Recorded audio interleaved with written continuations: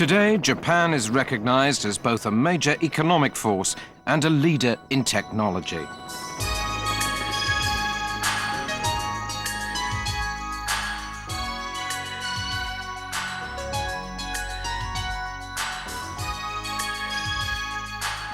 In the course of economic growth and the application of technology, Japan also earned a reputation as a heavily polluted country. This video is a record of some of these tragedies and the countermeasures that were undertaken.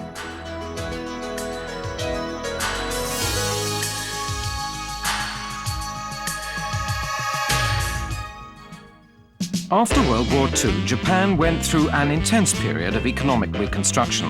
In a 1956 white paper on the economy, the Japanese government announced the era of post-war reconstruction has ended.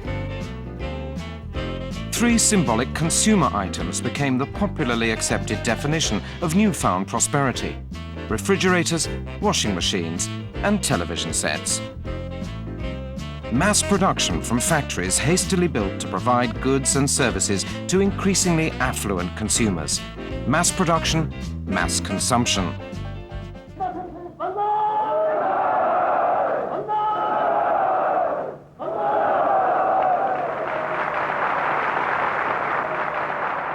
Japanese Prime Minister Hayato Ikeda proclaimed his income doubling plan to double real GNP within 10 years. This policy statement was a blueprint to spur rapid economic growth and consumption. Japan put great emphasis on the development of technologies in the heavy and chemical industries. Many seashores throughout the country were reclaimed to build high-technology petrochemical complexes. Public transport systems such as highways and bullet train lines were constructed in rapid succession. For many Japanese, the 1964 Tokyo Olympic Games were a declaration of the nation's entry into the world scene as a member of the leading developed countries.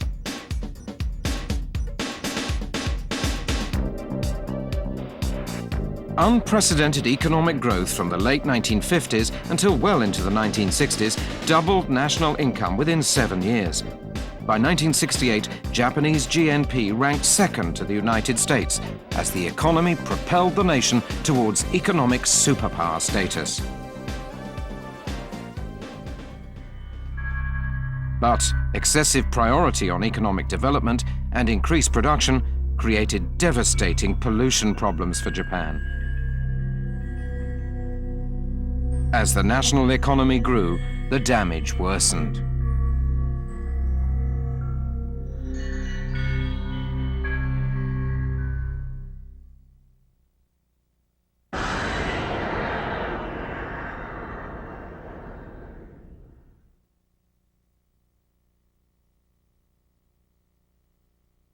The Jinzu River runs from the central mountains to the Sea of Japan. The fertile paddy fields there were made over the course of 200 years by local farmers.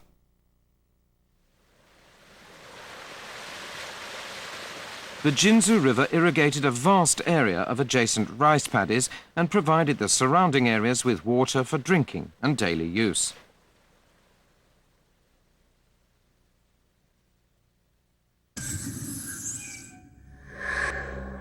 At the upper reaches of the Jinzu River, the Kamioka mine began production in 1589. 3 centuries later, in the 1880s, industrialization turned the Kamioka mining station into the nation's leading smelter of lead and the byproduct sulfuric acid. Damage to agriculture can be traced back to early this century, when a strange disease, primarily affecting women, appeared in the Jinzu River basin. The disease was characterized by extreme pain throughout the entire body. It was later named Itai Itai, or It Hurts, after the victim's screams at the unbearable pain. Patients' bones were broken at the slightest movement, and each breath was drawn in agony.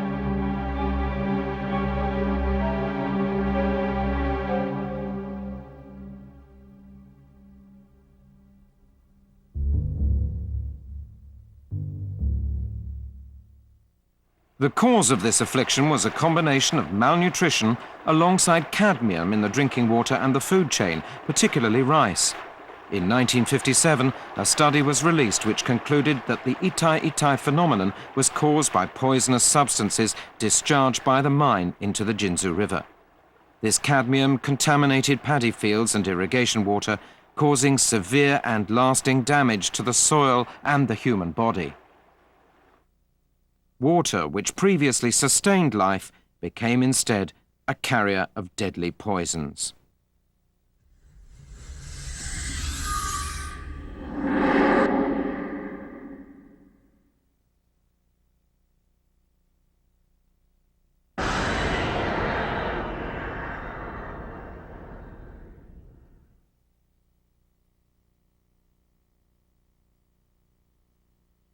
In 1908, Shin Nippon Chiso built a factory in Minamata, a small fishing village in Kumamoto, Kyushu.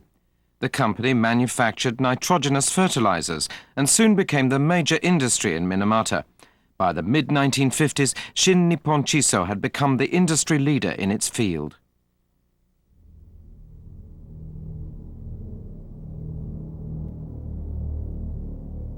In 1954, the Sanitation Office of Minamata City began receiving reports of an unknown epilepsy-like affliction, which has since become known as Minamata disease. Since the cause of the disease had not been identified, patients were isolated to prevent spread of the disease. Minamata disease is a neurological condition. Mercury poisons the central nervous system, damages the sense of balance and motor skills, which leads to increasingly intense body convulsions and ultimately death.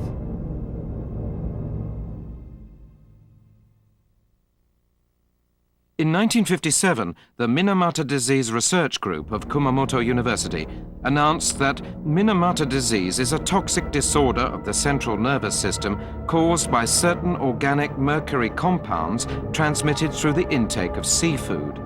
They isolated organic mercury as the sole cause through a series of experiments on cats.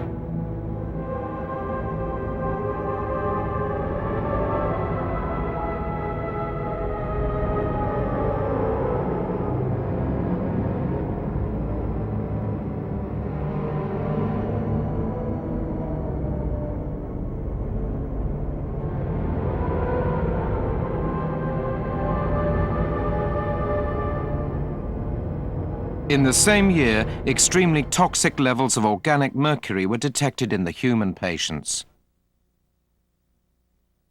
The report submitted to the Ministry of Health and Welfare stated that the underlying cause was organic mercury in seafood, and the wastewater discharge from the factory was suspected. Afflicted patients continued to be found until 1960. A rash of babies were born with brain damage and extreme physical disabilities.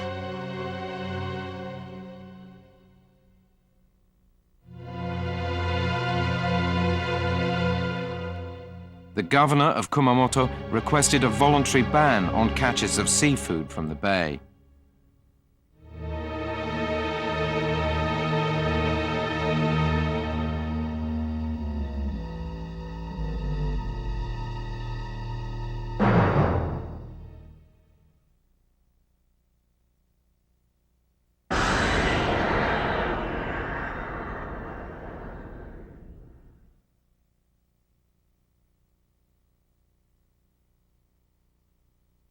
In the 1950s, there was a shift from coal to petroleum as a prime energy source. Construction of Japan's first petrochemical complex was begun in Yokkaichi in 1955. Around 1958, fish caught in Yokkaichi Bay began to smell of oil. Overall seafood catches began to decline. By 1960, when the plant began full operations, over 1,000 residents complained of asthma-like symptoms.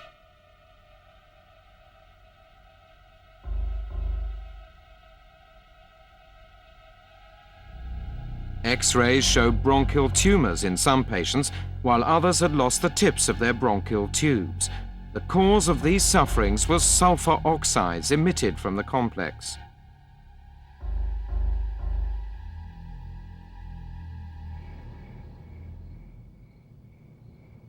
The nighttime scene of Yokkaichi was once called a $1 million view.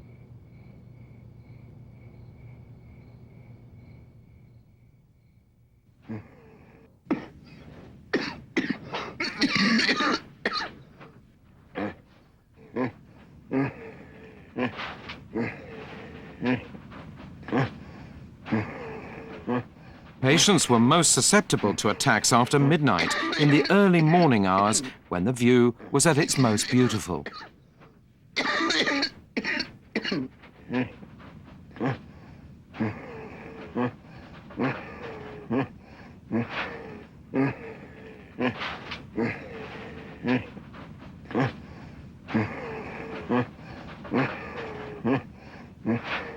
This patient used to be a healthy young man. Nights no longer brought sleep to the sufferers. The symptoms were caused by a combination of sulfur oxides and other polluting substances emitted by the complex.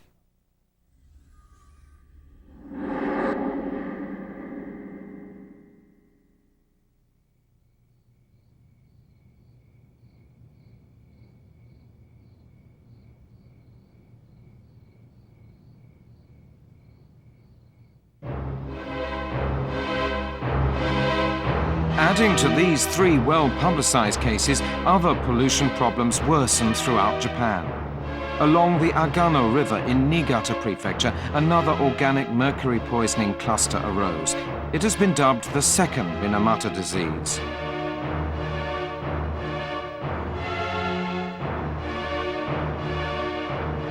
The pollution from the effluent of a factory became intensified in Dokai Bay of northern Kyushu.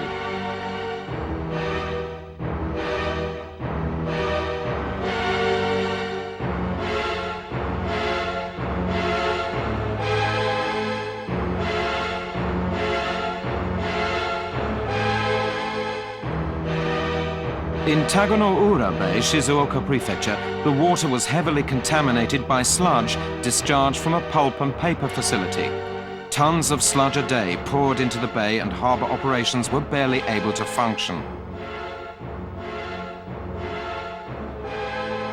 Fishermen hauled in catches where the fins and tails were literally melting from the concentrations of toxic pollutants.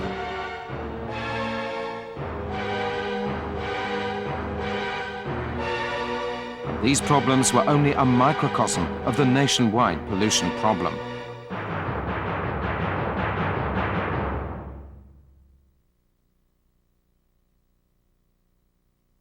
In August 1967, the Basic Law for Environmental Pollution Control was put into effect.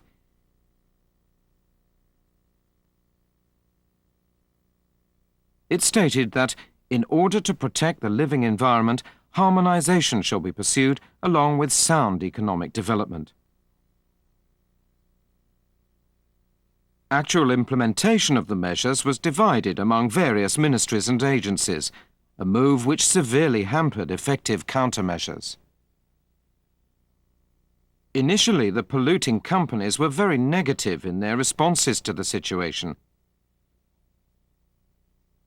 They refused to admit responsibility or even to talk to the victims.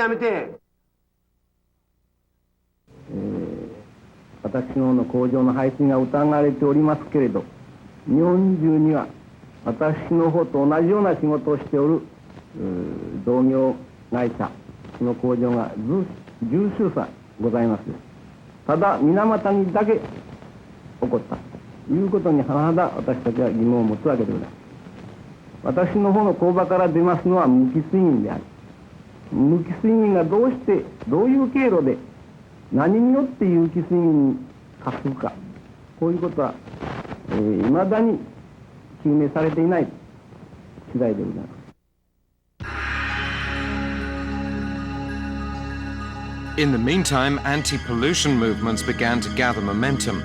In 1967, victims of both the Niigata-Minamata disease and Yokkaichi asthma sufferers went to court, followed in 1968 by Itai patients and by Kumamoto-Minamata disease sufferers in 1969.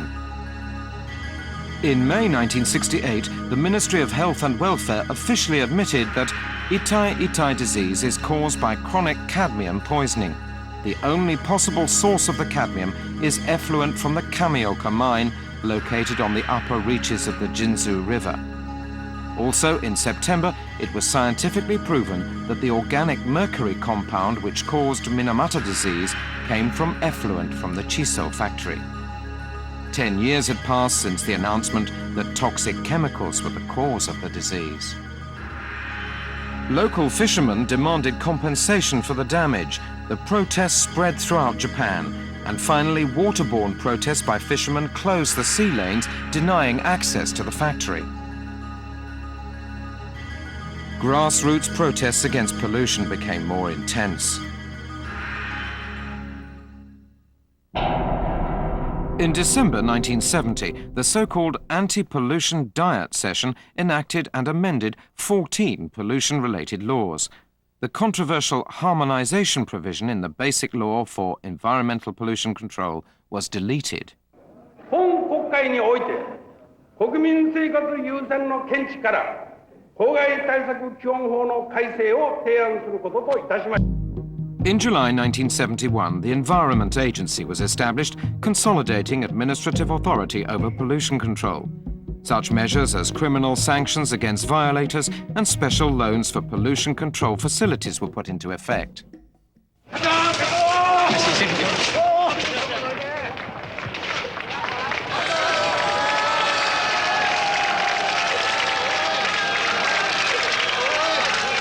Between 1971 and 1973, the courts found in favor of the plaintiffs in the 4 major pollution cases, thereby clarifying the company's responsibility for damage to health.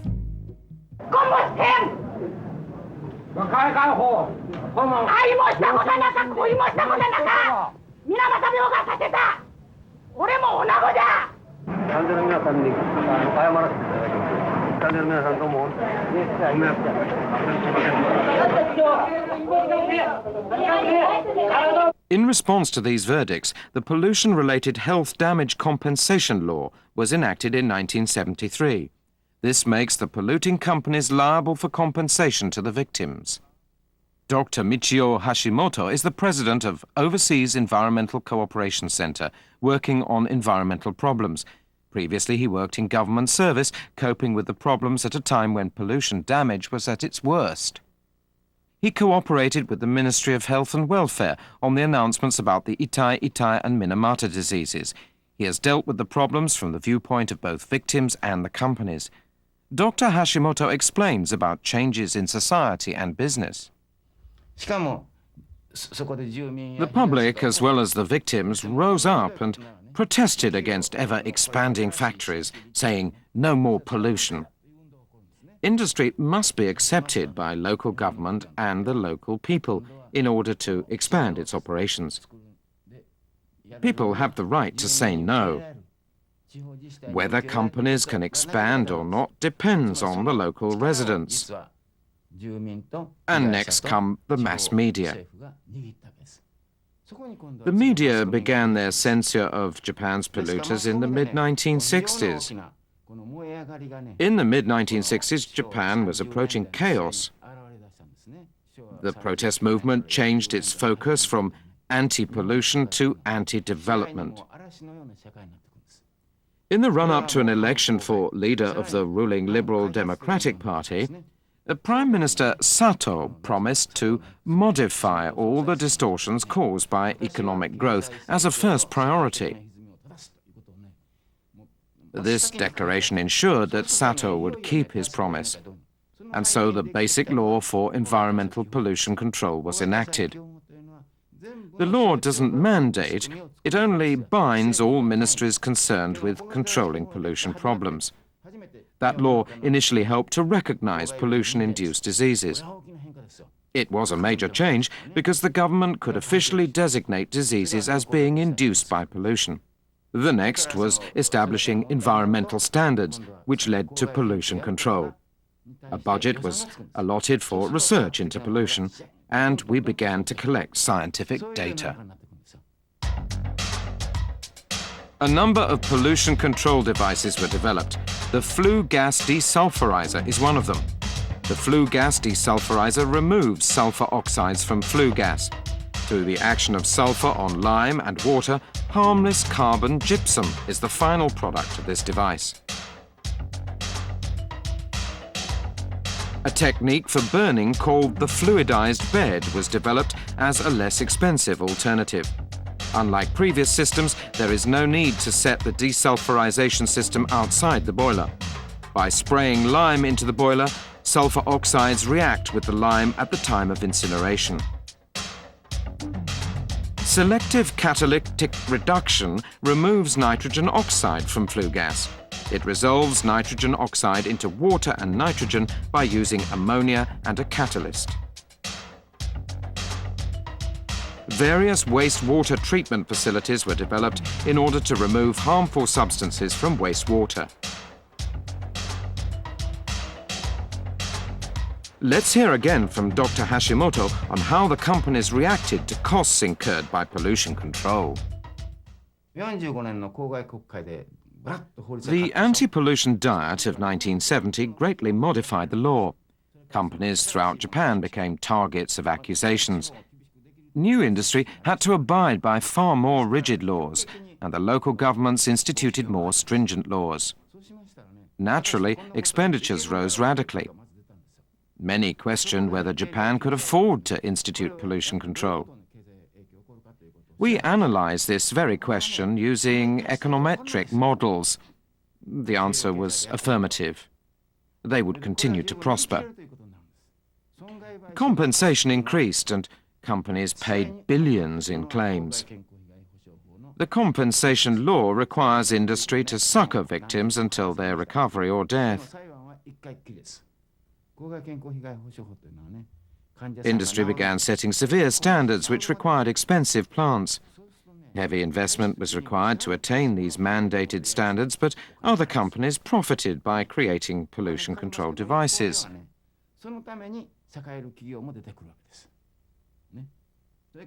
Such costs naturally filtered through to retail prices.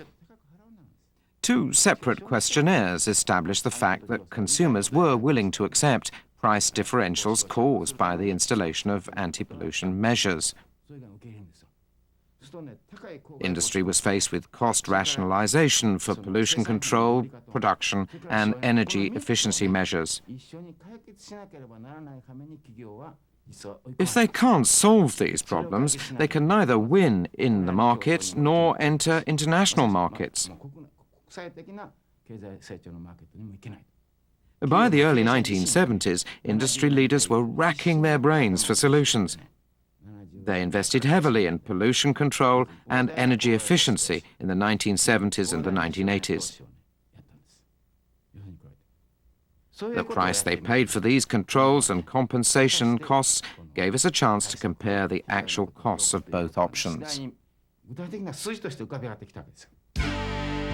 According to a report from an Environment Agency study group, in the Jinzu River Basin case, if we convert the sum of damages to health and agriculture into 1989 yen figures, it becomes 2,518 million yen. Costs for pollution control become 602 million yen. In Minamata, the total cost for damage to health and fisheries from the sludge is 12.631 billion yen. The cost for the pollution control device installed by Nippon Chiso at Minamata is 123 million yen.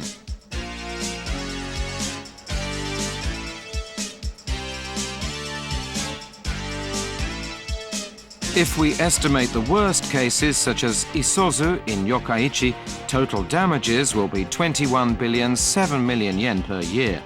The cost for pollution control devices is 14,795 million yen.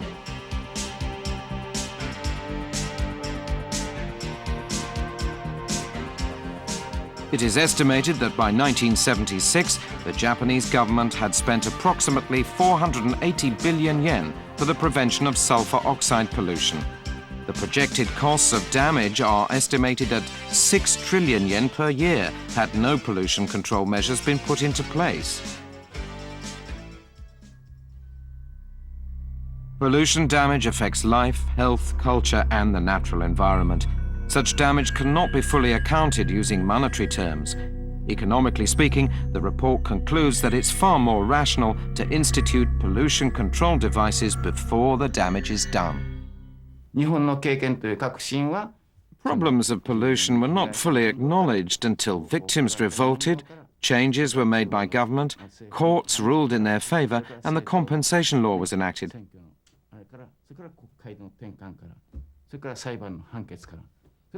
Finally, the calculation of costs was completed.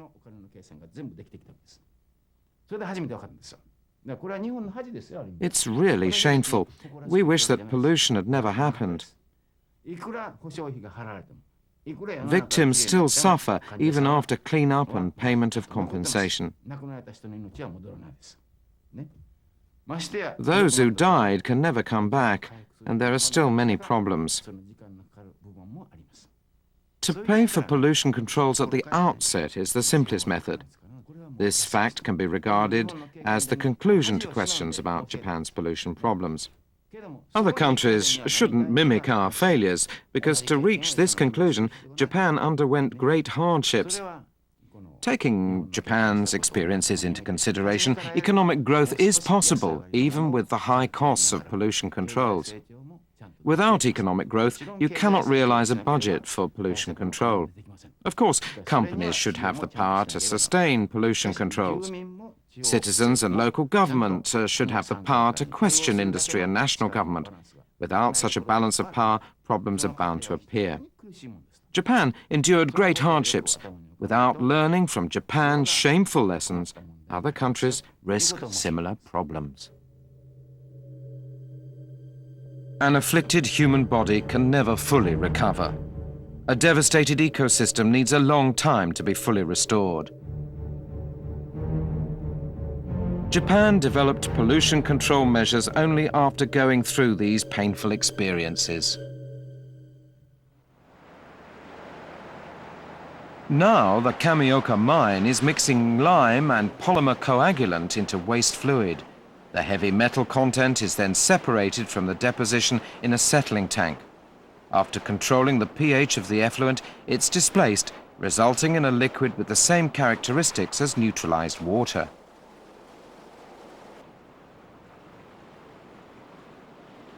This same river, once polluted by deadly cadmium, now offers its full range of natural blessings.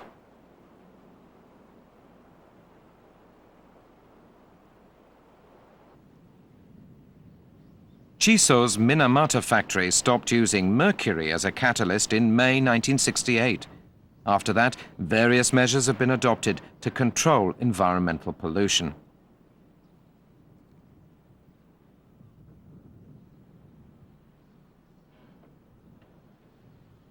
You can now see fishermen and their fishing boats in a harbor that was once in total decline.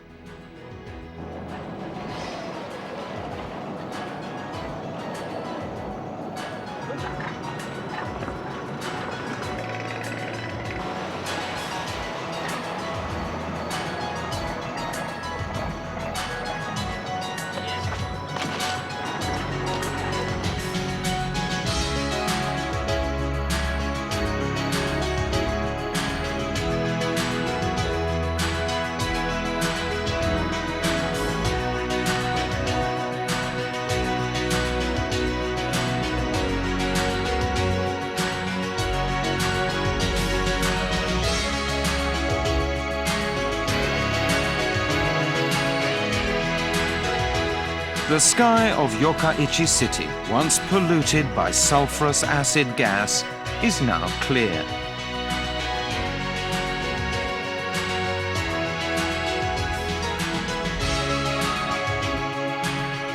Today, the situation in Japan has improved to a great extent. But the most important factor is to prevent pollution before it is caused and to ensure sustainable economic development with due consideration to both human health and the environment.